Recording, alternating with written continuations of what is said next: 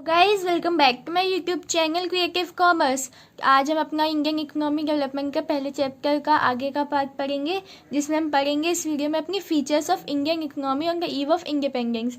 यानी कि जो हमारी इंडियन इकोनॉमी की इंडिपेंडेंस के टाइम पे उसके क्या हालात थे, क्या हो गया था उसको, क्योंकि ब्रिटिशर्स ने आके, मैंने आपको कल बताया था कि कैसे उन्हें एग्रीकल्चरल सेक्टर, इंडस्ट्रियल सेक्टर और बाकी सब चीज़ों को बिल्कुल ख़राब कर दिया था। तो अब हम देखेंगे उसके हमारे फीचर्स क्या थे उस टाइम पे। ठीक है, तो देखो क्या था। पहला था हमारा स्टैग्नेंट इकोनॉमी। स्टैग्नेंट इकोनॉमी एक ऐसी इकोनॉमी होती है जिसका मतलब होता है कि उसमें कोई ग्रोथ नहीं होती, या फिर ग्रोथ होती तो बहुत बहुत ही कम, यानी बहुत लिटल, या फिर नो ग्रोथ मानो आप।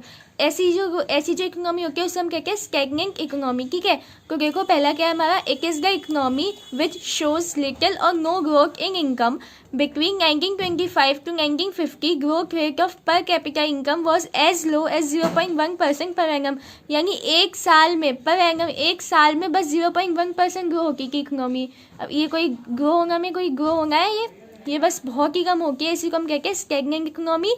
ठीक है, standard of living of the people remaining लो।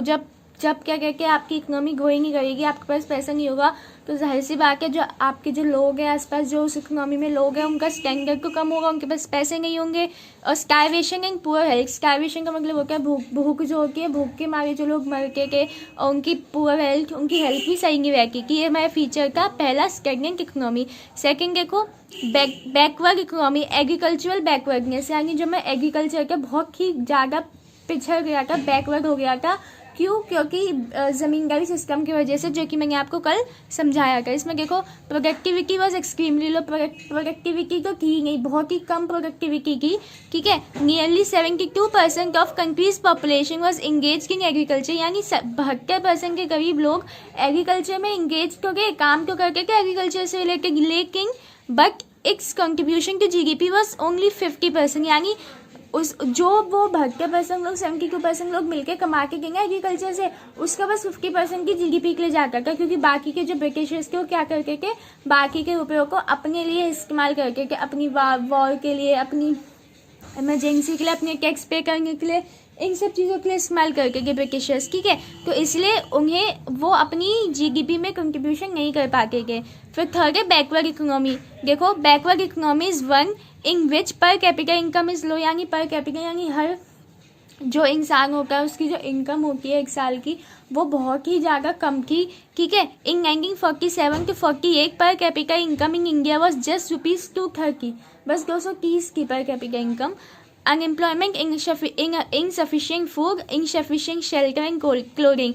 यानी अनएम्प्लॉयमेंट थी वहाँ पे, फूड नहीं था इतना। ठीक है, लोगों के पास कपड़े नहीं थे। ठीक है, ये सब चीज़ें कि हमारी ये हमारे ये पॉइंट्स हमें बता के कि हमारी इकोनॉमी कितनी बैकवर्ड थी, बैकवर्ड इकोनॉमी। ठीक है, पढ़ गए आगे। अब देखो फोर्थ पॉइंट आता है हमारा, फोर्थ फीचर क्या आता है इकोनॉमी का, इंडस्ट्रियल बैकवर्डनेस। यानी हमारी एग्रीकल्चर बैकवर्ड की, इकोनॉमी बैकवर्ड की, हमारी इंडस्ट्री जो इंडस्ट्रियल एरिया था वो भी हमारा बैकवर्ड था बहुत ज़्यादा। ठीक है, देखो पहला हैवी इंडस्ट्रीज ऑलमोस्ट नेग्लिजिबल। यानी जो लार्ज स्केल इंडस्ट्रीज होती है, जो ज़्यादा स्केल पे काम करती है, इससे इनकम भी ज़्यादा होती है, क्योंकि वो उस टाइम पे थी नहीं, मतलब नेग्लिजिबल, यानी ये मानो है ही नहीं थी। ठीक है, capital goods Indian industry was dependent upon imports from Britain. मैंने कल बताया था आपकी कि ब्रिटेन ने क्या किया था, ब्रिटिशर्स ने क्या किया था कि हम लोगों को एक्सपोर्टर बना दिया था प्राइमरी प्रोडक्ट्स का, और इम्पोर्टर बना दिया था फिनिश गुड्स का, जिसकी वजह से यहाँ से लोगों को कुछ भी जो होता था तो वो बाहर से फिनिश गुड्स मंगवा के और यहाँ से बस हमें अलाउड था कि हम अपने रॉ मटेरियल को एक्सपोर्ट कर पाएंगे और कुछ भी नहीं। ठीक है, आगे देखो small scale industries almost viewing by Britisher. जो स्मॉल स्केल इंडस्ट्रीज थी थोड़ी बहुत इंडिया में, वो ब्रिटिशर्स ने वैसे ही ख़राब कर दी थी।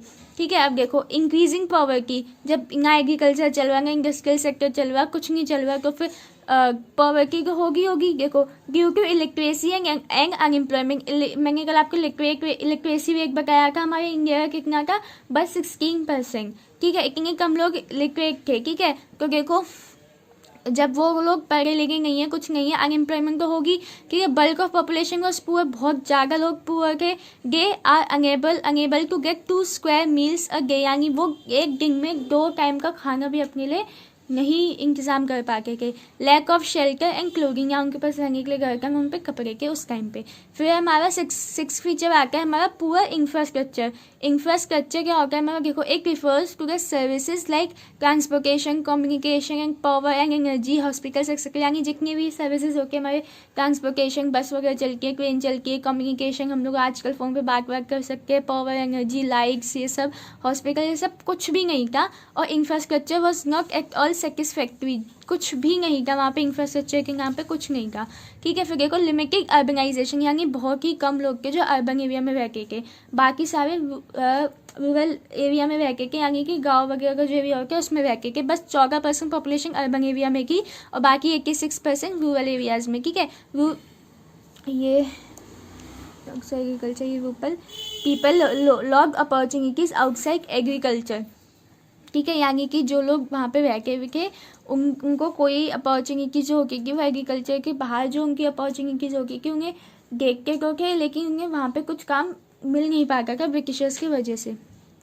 ठीक है, अब देखो हमारे पास नेक्स्ट आता है सेमी फेडरल इकोनॉमी। क्या was mixture of federal economy and capitalist economy. Federal economy क्या होती है, देखो जो मैंने कल आपको जमींदारी सिस्टम बताया था, लैंड लॉर्ड कैनिंग सिस्टम, मतलब जो जमींदारी सिस्टम बताया था उसी को हम फेडरल इकोनॉमी कहते हैं। ठीक है, तो ये हमारी जो उस टाइम पे जो इकोनॉमी थी सेमी फेडरल की, यानी फेडरल इकोनॉमी और कैपिटलिस्ट इकोनॉमी का मिक्सचर था। कैपिटलिस्ट इकोनॉमी कौन सी होती है, जिनका मोटिव होता है प्रॉफिट अर्न करना। ठीक है, फिर हमारे पास देखो अगला आता है हैवी डिपेंडेंस ऑन इम्पोर्ट्स। अब ब्रिटिशर्स ने ये कह दिया था कि बाहर से यहाँ हम लोग यहाँ से कुछ अपने गुड्स एक्सपोर्ट कर नहीं सकते, कि हमें तो रॉ मटेरियल का एक्सपोर्टर बना दिया था, तो बाहर से हम लोग बहुत ज़्यादा डिपेंडेंट हो गए थे इम्पोर्ट करने के लिए बाहर से। ठीक है, the country has to depend upon imports from Britain for machinery and other equipments, defence equipments, consumer goods like medicine, kerosene etcetera, यानी चाहे मशीन से लेके अपनी दवाई कुछ भी हो सब बाहर से इंपोर्ट करके थे।